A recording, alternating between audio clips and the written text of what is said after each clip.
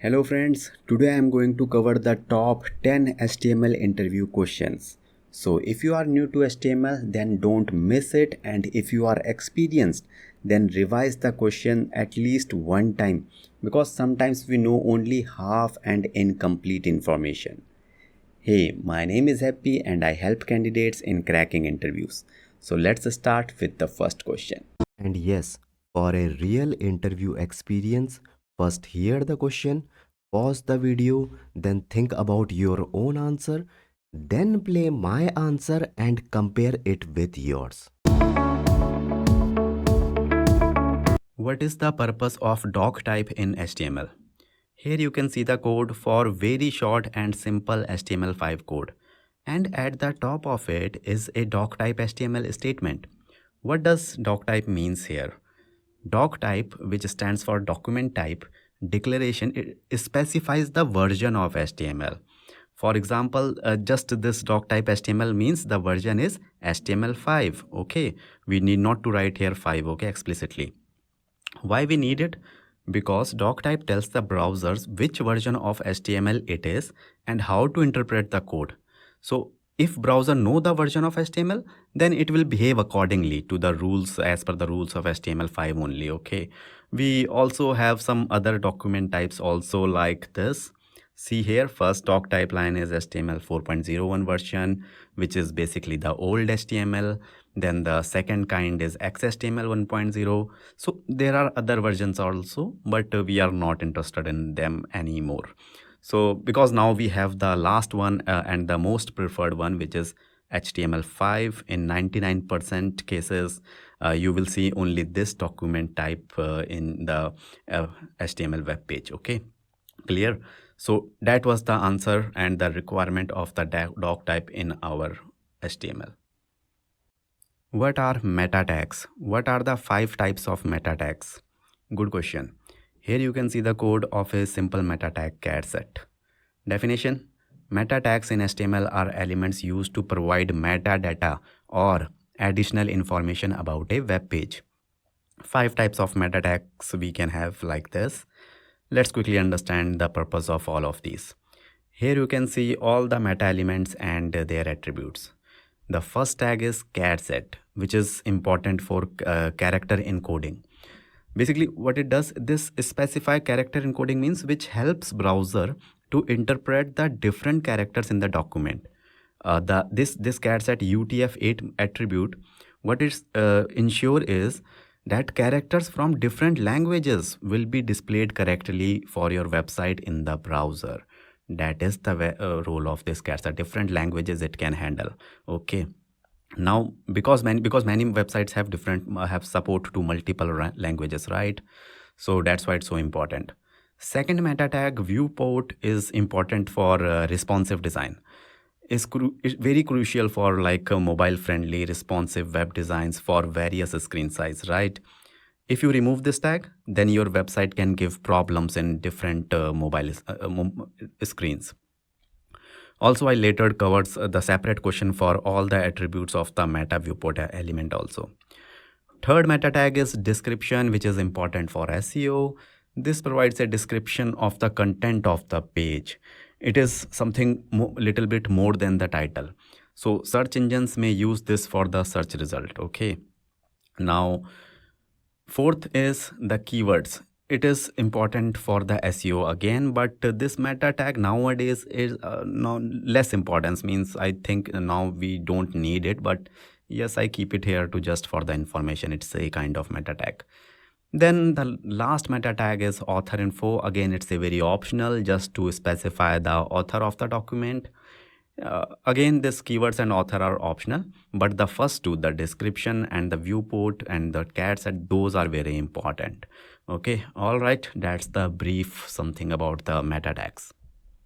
All right, friends, before moving to the next question, if you have not yet accepted the never give up challenge, then accept it. Promise yourself you will never give up until you crack the interview.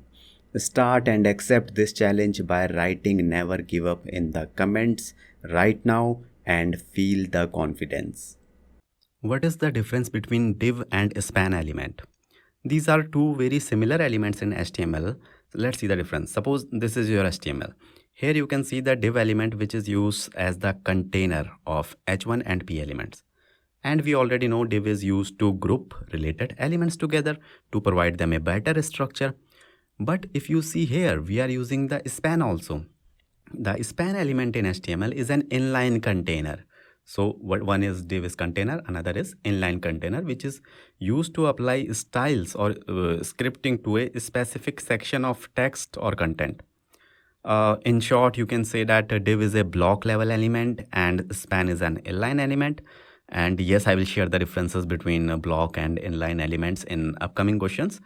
But yes, for now that's it. And here are the points which I just explained for the later reference. What are semantic elements? Is div a semantic element? Semantic elements are elements. By looking at those names, at their names only, you can easily tell what kind of information or content is present inside them. For example, here are the top 5 semantic elements. We already discussed these elements in the previous questions, right? And here is the code for them. Here you can easily assume header will have the website header, main will have the main section, footer will have the address and other things, right? So the definition of semantic element is semantic elements in HTML are elements that provide meaning to the content they contain. For example, if you are using header semantic element, then you know it will contain the header information. Content is very much related to the element name, right? So that's why they are semantic elements. But can you tell me what kind of information this div element can have? No, you can't tell, right? Therefore, div is not a semantic element because div is a general purpose, a structural element. It provides the structure. It's not a semantic. It doesn't provide any meaning to the content. Okay, great. Now let me show you some more semantic elements, and here are the top 10 semantic elements with their simple definition. Not all of them are very important, so that's why I'm not covering them in detail. But yes, you can just pause the video and go through them at least once so that you can have a slight idea of them. Okay, so that's the answer to this question. What are the 3 differences between block level and inline elements? Now, there is another category of HTML elements, and maybe you already know this. Here you can see some block level elements. What are block level elements? Block level create block of content, blocks. Okay, that's why their name is block level. So for example, div, paragraph, h1, ul, li, table. So are all block level elements. Okay, then what are inline elements then? Here you can see some inline elements. Strong or anchor, these are what? Inline elements. Inline elements length depends on their content length only. That is the definition. So for example, this span, anchor, strong, emphasis, image are all inline elements. If you can see, mostly inline elements are like embedded inside other elements, right? So that is the other difference. By default, block level elements start on a new line, whereas inline elements do not start on a new line. Third difference is you can set both width and height of a block level element, but you cannot set width and height for the inline elements, okay, in their style. So because their height and width is dependent on the content, the length of the content, okay, so you cannot set. So that is the answer of this question. Hi friends, just a small notification. This video is part of my full course, Top 300 JavaScript Interview Questions, including HTML, CSS and Bootstrap. All questions PDF book link is also present below in the description. So like these candidates, if you don't want to miss anything for your interviews, then try it. Otherwise, no problem. Let's continue. What is the difference between absolute and relative URLs? Let's first explore the absolute URLs. Here you can see the code, and if you notice, here all the URLs are full and complete. Full website name, full FTP URL, full mail to information, right? These are all the examples of absolute URLs. So here are 2 points about absolute URLs. First, absolute URLs provide the complete web address of a resource. Agree? Second, absolute URLs are typically used to link resources on different websites, okay, external resources. As shown is in the example, if I click any link, then that will take me outside the current website, right? That is why absolute URLs are used to connect to external websites. Now let's see the example of relative URLs. And here is the example, first URL just page.html. It's not the full URL. Where is the website name here? Now, this type of incomplete URLs are not absolute. The browser will know that these URLs are incomplete, and therefore the browser will consider them as the relative URL and handle it differently. For relative URL, browser will try to find the links internally in the same website in relation with this current HTML document. Getting my point? For example, suppose this current HTML or page name is index.html, okay, and that is inside the example folder. Now browser will look for the page.html inside the example folder only. Relative, right? That's why it is called relative URL. Here, directory and folder are the same thing.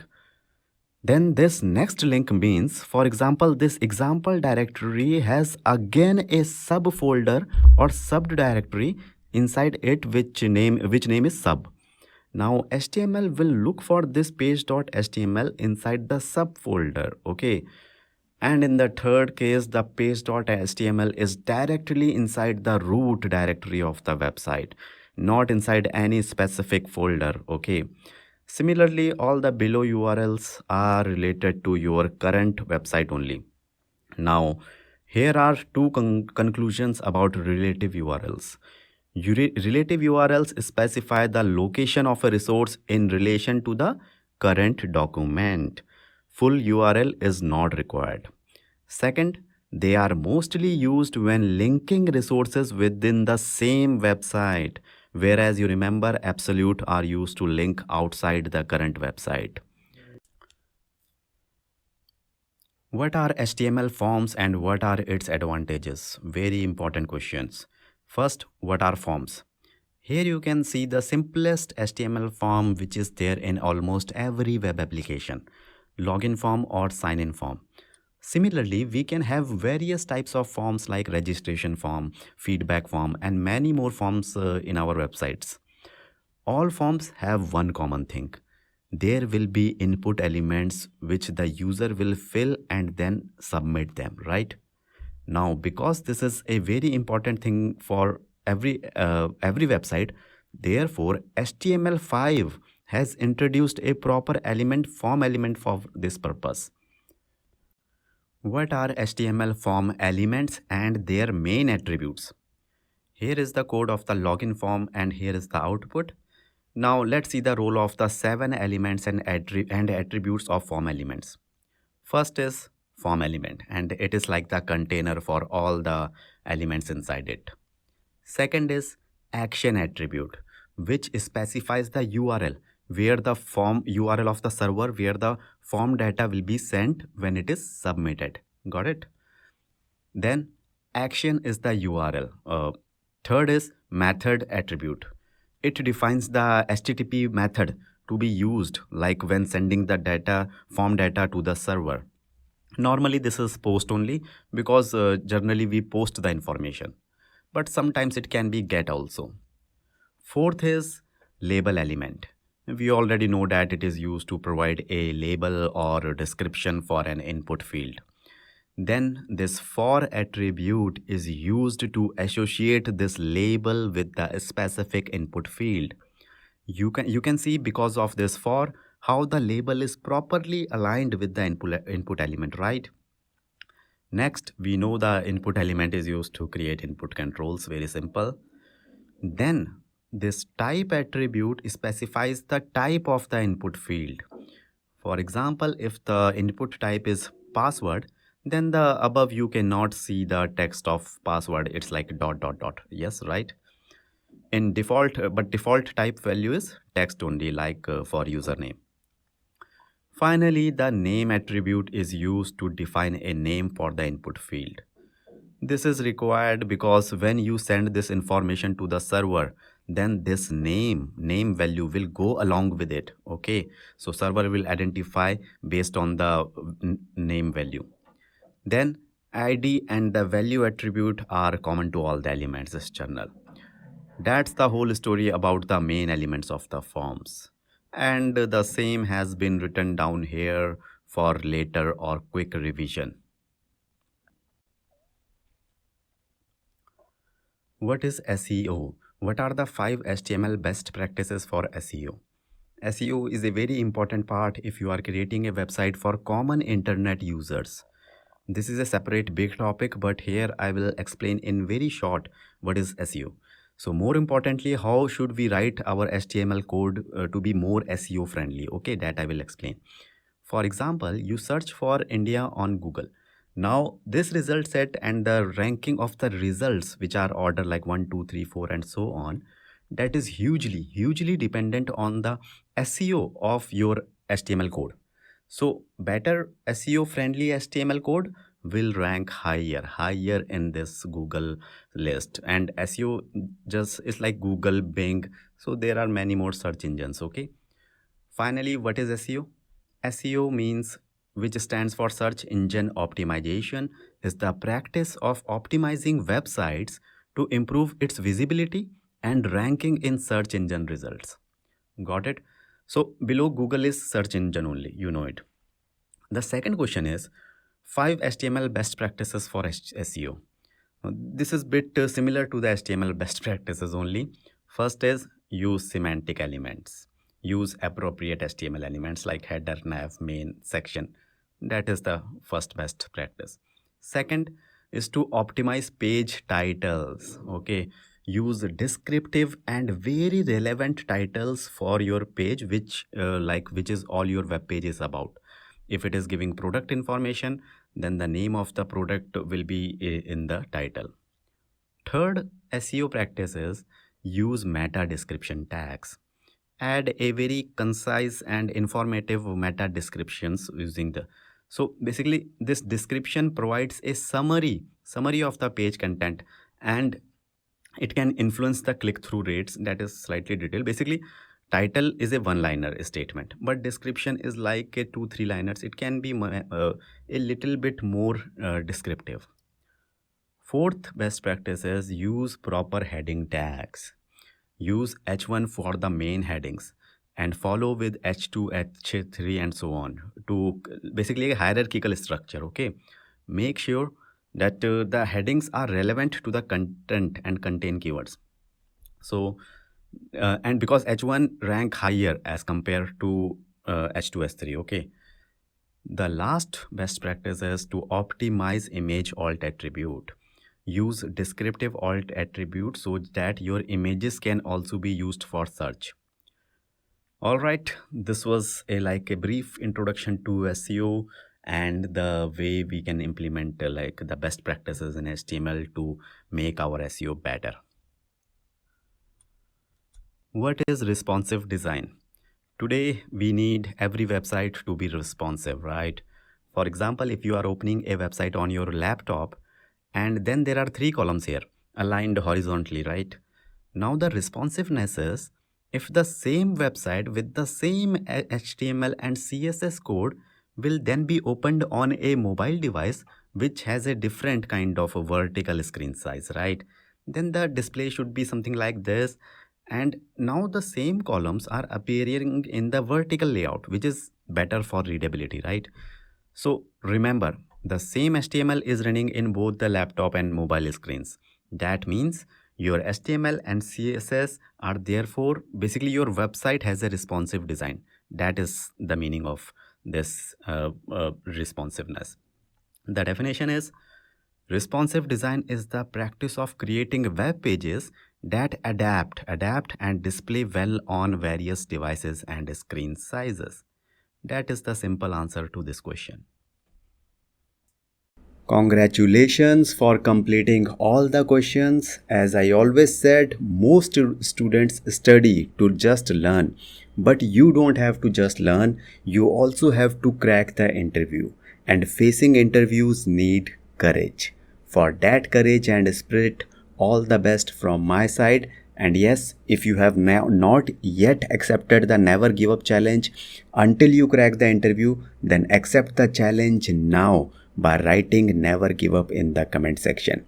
And yes, don't forget to like and subscribe the channel. Thank you.